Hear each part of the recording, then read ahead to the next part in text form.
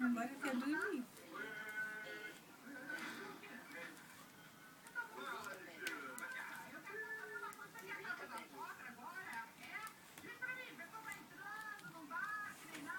Um negócio aqui pra ele brincar.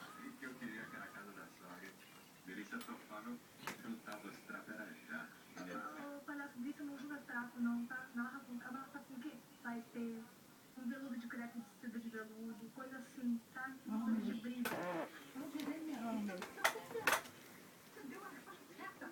Certa, certíssima. Você deu bem agora. Eu tirei a resposta certa, filha.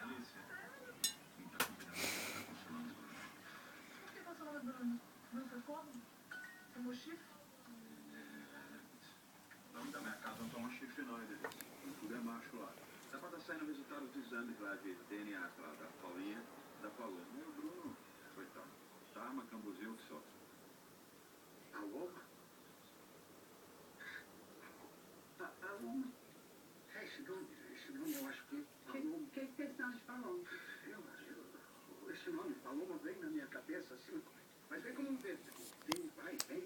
Um vento? Um nome que vem como um vento? Eu sei que vento é esse. Sabe que vento é esse? É um vento que sopra cada vez que você pensa naquelas suas chapadas, sem vergonha. É isso. Você some de mim quando mulher chamada Paloma. É isso, é. Gente, fala pra mim. Não, isso é impossível. Isso aqui é um homem horroroso desse não vai pegar no chique. Ele vai pegar Jurema, Deixa eu ver. uma coisa assim, né? Silvita. Ele vai pegar Silvita. Ele não vai pegar. Eu quero saber, tá? Quero saber que Paloma é essa, tá? Você pode ser muito bem de eu? Pode ser eu mesmo, o nome do seu dono, né? Meu nome não é Marta, eu não sabe você levar só para a Deu pra tirar bem, né? Gentil, Morreu, deixa ele, mãe. Passou, mamãe.